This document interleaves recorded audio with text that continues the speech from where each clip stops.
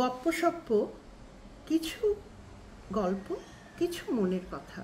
এই পডকাস্ট প্ল্যাটফর্মে এক দর্শক প্রশ্ন রেখেছেন যে ছেলেমেয়েরা যখন প্রাপ্তবয়স তখন তারা বাড়ি ছেড়ে চলে যান, অন্যত্র অবস্থান করেন। সেক্ষেত্রে বাবা মার একটা একাকিত্ব বোধ হয়, একটা লোনলিনেস তৈরি হয়। সেটার সাথে কিভাবে যুঝব? নমস্কার, আমি ডক্টর ইন্দ্রাণী মুখার্জি, সিডনি থেকে মনোবিজ্ঞানী। আপনাদের এই প্রশ্নের উত্তর দেওয়ার চেষ্টা করছি। একাকিত্ব তৈরি হয় কারণ সেই মানুষটি বাবা মার একটি প্রাণের অংশ, একটি মনের অংশ, তার একটি শরীরেরও অংশ। তার অ্যাডাল্ট হলেও, পূর্ণবয়স্ক হলেও, তার জীবনের সব দিকে বাবা মার নজর থাকে, পার্টিকুলারলি মায়ের নজর থাকে। কিরে, উঠবি না? দেরি হয়ে যাচ্ছে যে। অফিসে হোক, কলেজের ক্লাস হোক, কি কোথাও যাওয়ার হোক, হ্যাঁ রে, মাকে এসে একটু হেল্প কর, বাড়ির কাজগুলো শেখ, বা বাবার সাথে যা, বাজারটা করে আন। এতক্ষণ ধরে ফোনের মধ্যে কি মুখ বুজে বসে থাকিস? বাবা মার সাথে একটু কথা বলতে নেই, একটু সময় দিতে নেই? সারাক্ষণ শুধু বন্ধু বন্ধু আর বন্ধু। এরকম নানান প্রত্যেকটা ক্ষেত্রে, শুধু এটা নয়, সে কখন বাড়ি আসবে, তার জলখাবার কি হবে, তার স্নানের জলটা আলাদা করে রাখা আছে কিনা, তার জামা কাপড় গুছিয়ে রাখা আছে কিনা, সব ক্ষেত্রে কাজ ভালো হচ্ছে কিনা, পড়াশুনো, ক্লাস, সব কিছু ভালো হচ্ছে কিনা, সব কিছুর দিকে বাবা মায়ের নজর। যার সাথে সব দিক থেকে অতপ্রতভাবে এতটাই জড়িত, সে যখন বাড়ি ছেড়ে চলে যায়, ইট ইজ অনলি ন্যাচারাল, এটাই স্বাভাবিক যে একটা একাকিত্ব, একটা শূন্যতা, তার একটা আরতি তৈরি হয়, সৃষ্টি হয়। এবারে আরেকটা জিনিস যে এটার সাথে জড়িত, সেটা হলো যে একটা গ্রিফ অ্যান্ড লস। কিছু কিছু অনুভব, কিছু কিছু অনুভূতি, কিছু কিছু মনন, চিন্তাধারা সৃষ্টি হয়, যেমন গ্রিফ অ্যান্ড লস বা এই যে শূন্যতার কথা বলছি। এক্ষেত্রে অনেক সময় দেখা দেয় যে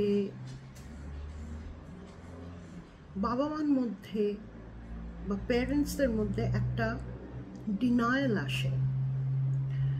অনেক সময় বাবা বা মা সেই বাড়ি থেকে চলে গেছে, ধরে নিলাম যে সেই শহরেই আছে, কিন্তু বেশ দূরে আছে।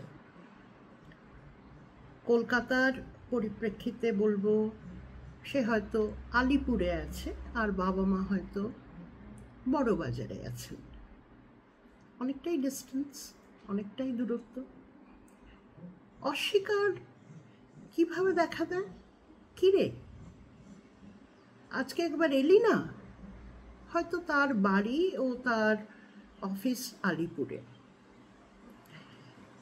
এই যে একটা প্রত্যাশা যে অফিসের পরে তো ছেলে বা মেয়ে বাড়িতে আসে, জলখাবার হয়, কিরে এলি না? জলখাবার করে রেখেছি।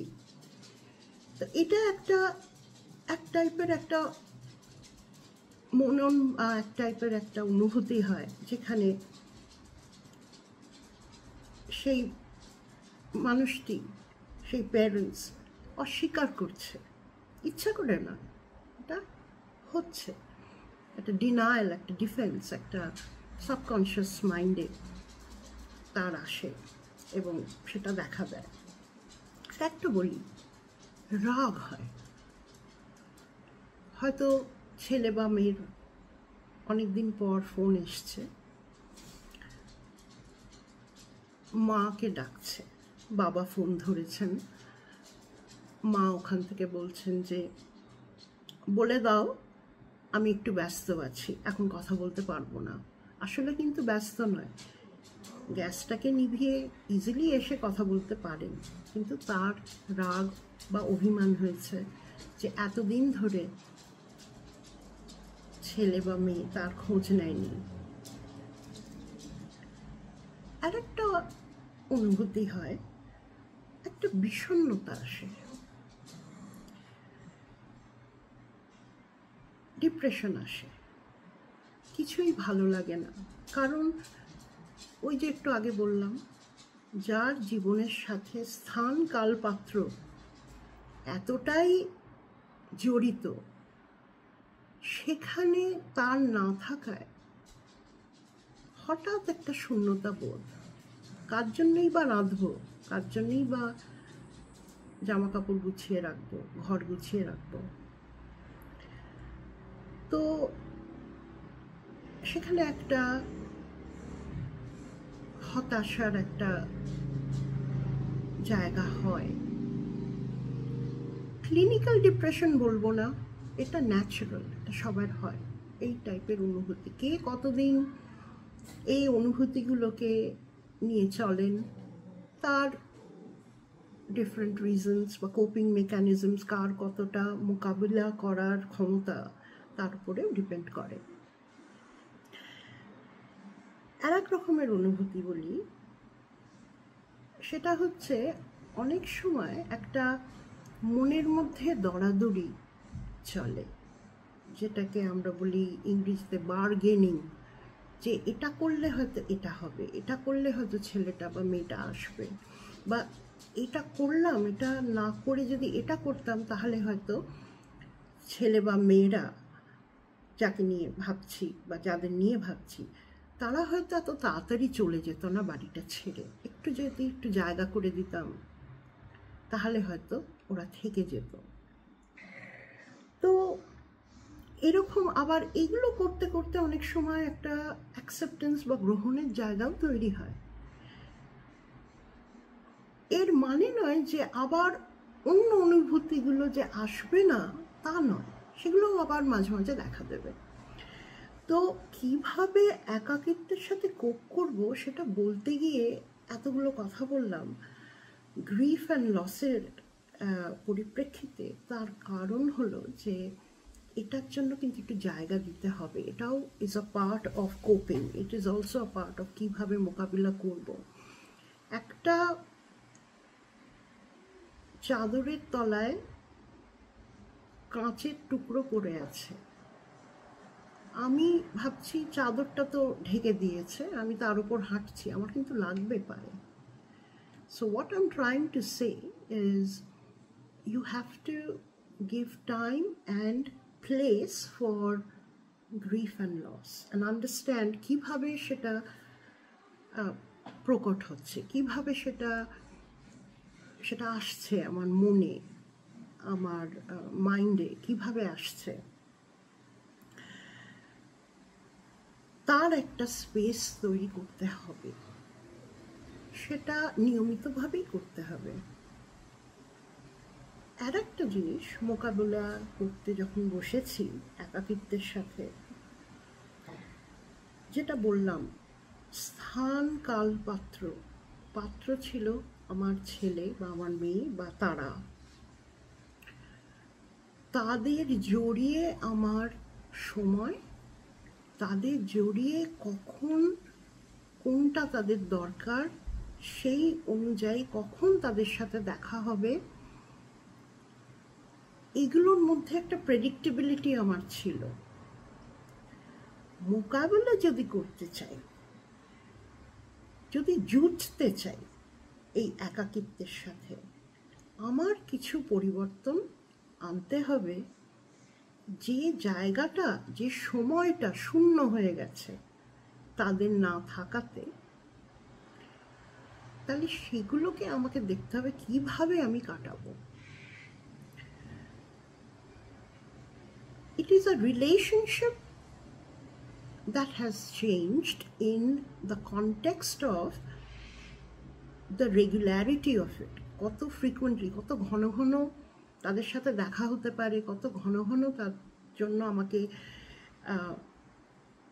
আমার সময় বা আমার কাজ আছে তাদের জন্য, সেটা হঠাৎ করে নেই।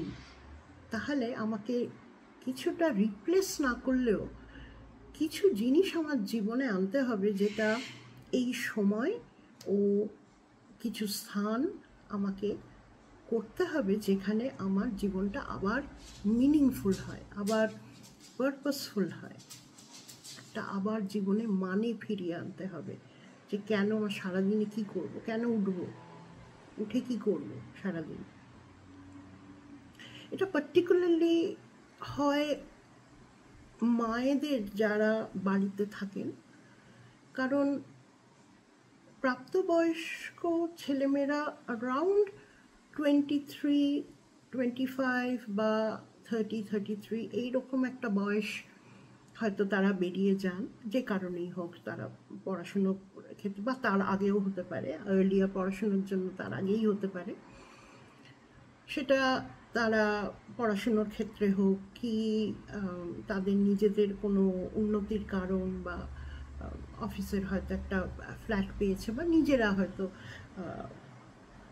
স্বতন্ত্রভাবে থাকতে চান, আলাদা করে বিয়ে শাদী করে তারা আলাদা থাকতে চান। আজকাল তো একটা নিয়মও হয়েছে, একটা এক্সপেকটেশনও হয়ে গেছে, প্রত্যাশাও হয়ে গেছে যে এটাই হয় এখন। তার মানে নয় যে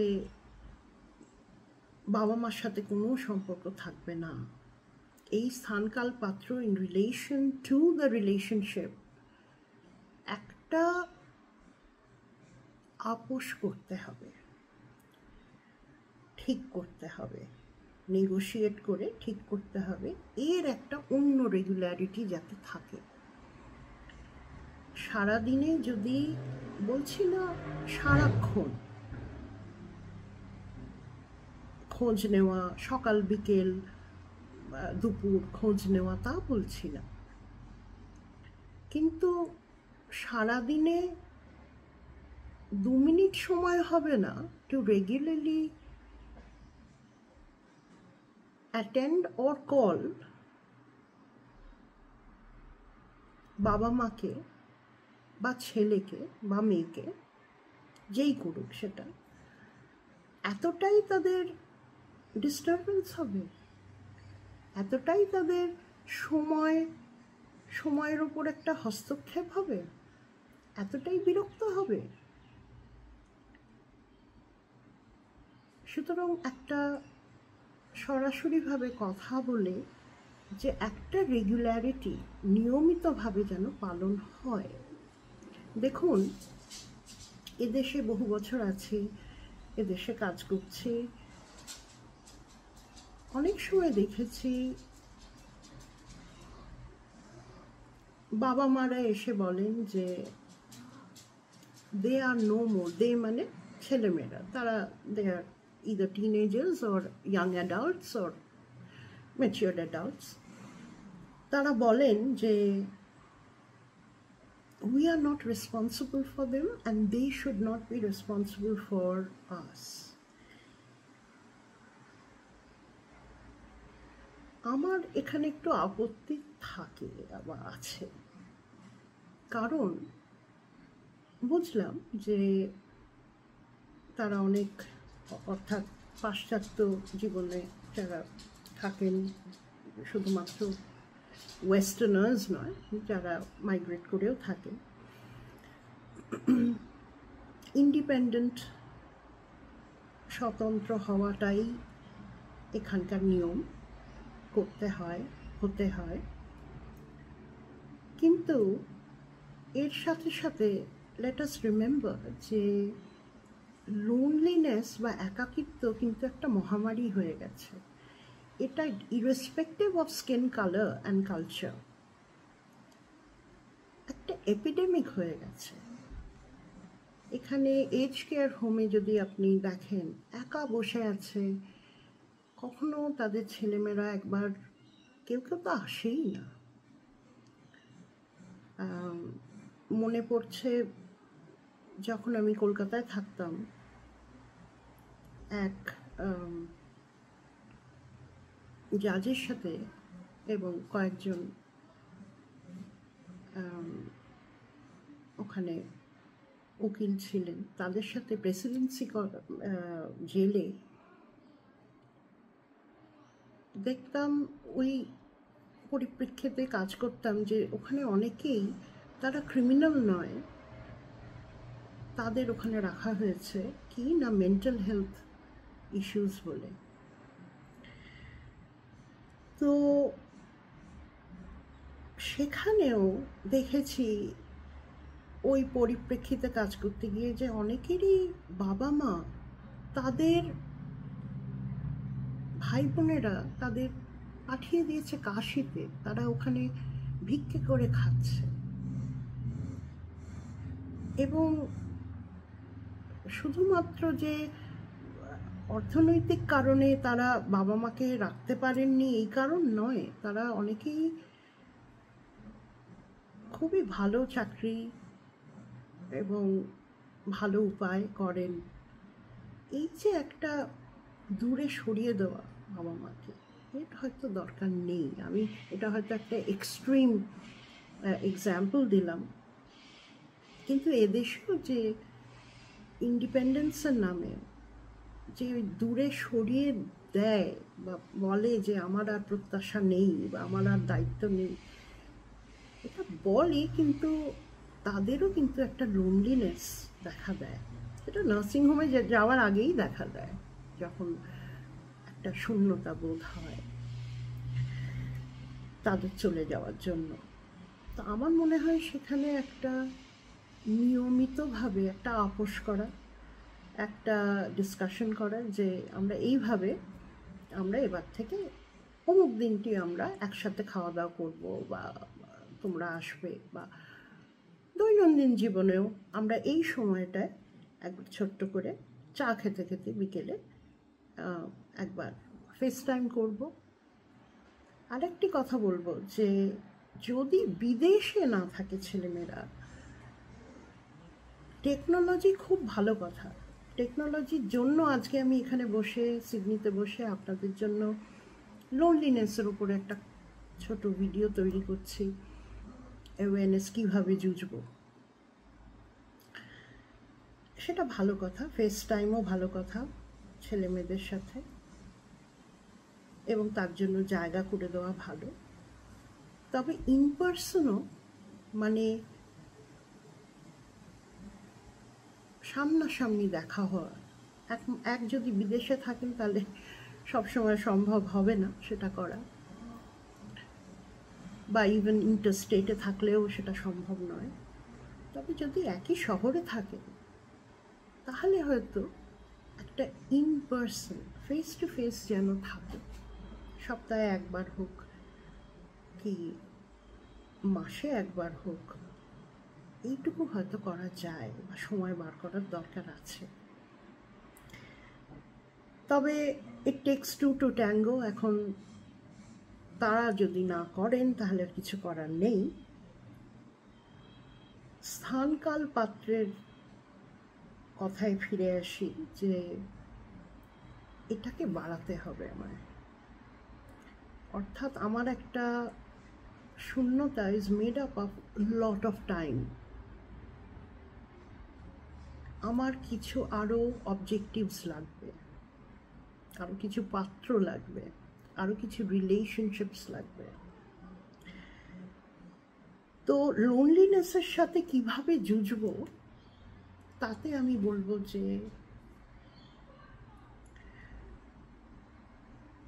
make time to grow, learn, কিছু শিখুন, কিছুতে একটা ইন্টারেস্ট নিন, আগ্রহ আনুন। কোনো শখ যেটা হয়তো পূর্ণ হয়নি, গান বাজনা হতে পারে, অন্য কোনো কলা শিল্পও হতে পারে, বা নতুন কোনো শখ।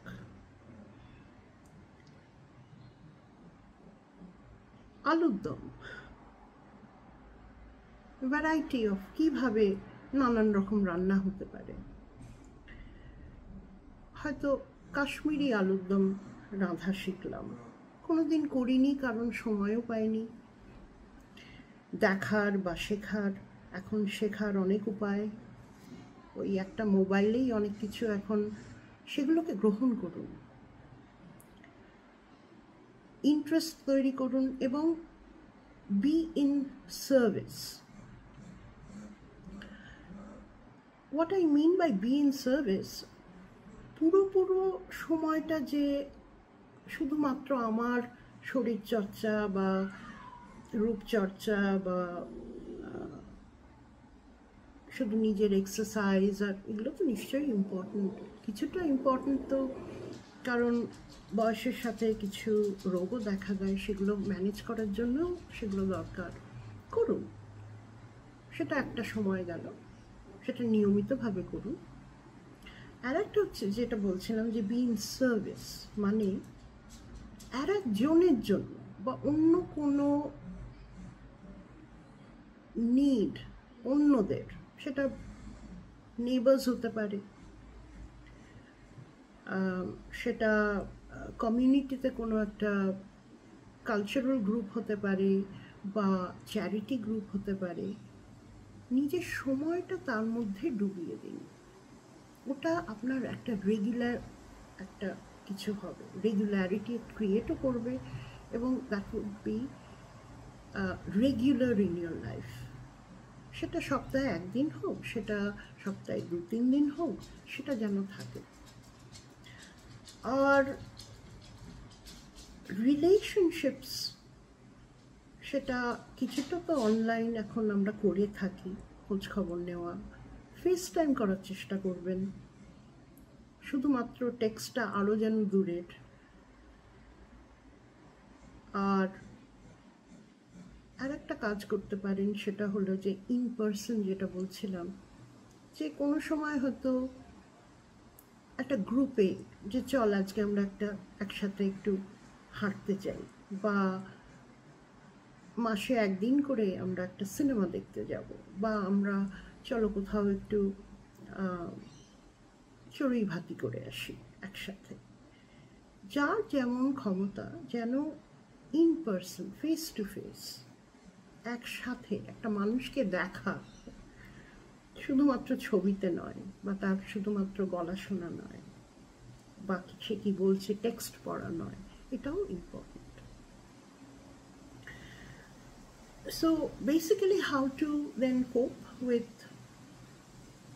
loneliness of empty nesters? এদের empty nesters বলা হয়, পাখি ছানারা যখন উড়ে চলে যায় তখন যে একটা empty nest বা বাসা তৈরি হয়। তো এই বাবা মাদের বা যে ছেড়ে চলে গেছে, যে পড়ে রইল, তাদের এমটি নেস্টার্স বলা হয়। এবং তাদের যেই বললাম অনুভূতিগুলো হয়, মননগুলো হয়, সেগুলোকে বলে এমটি নেস্ট সিনড্রোম। তো এর সাথে যুঝতে গেলে তাহলে পরিশেষে বলি, make space for grief and loss, make time for those feelings and thoughts. Second of all, স্থান কাল পাত্র বাড়ান, তার মধ্যে ছেলে মেয়েদের সাথে একটা আপোষ করে সময় বার করা, নতুন নিয়ম, অত হয়তো ঘন নয়, কিন্তু যেন কানেকশন থাকে। এবং নিজের শুধুমাত্র শরীর চর্চা বা সৌন্দর্য চর্চা নয়, সেগুলো তো নিশ্চয়ই আসবে, শখ, নিজের কি শখ, এগুলো বাড়ান, ওগুলোকে ফিরিয়ে আনুন, লার্ন, কিছু শিখুন, নতুন ইন্টারেস্ট নিন, সেটা economics, politics, about animals, about plants, কত রকমের শিক্ষা আমরা অর্জন করতে পারি। গিয়ে ডিগ্রি নেওয়ার দরকার হয় না, নিলেও ক্ষতি নেই। অ্যান্ড এইভাবে নিজের সময়গুলোকে অকুপাই করুন এমনভাবে যেখানে মিনিং আছে, মানে আছে, একটা কারণ আছে, একটা ভ্যালিউ আছে। এইভাবে যদি আপনি কোপ করতে চান, দেখবেন আপনার একাকিত্ব অনেকটাই কমে যাবে। ভালো থাকবেন। নমস্কার, আবার দেখা হবে।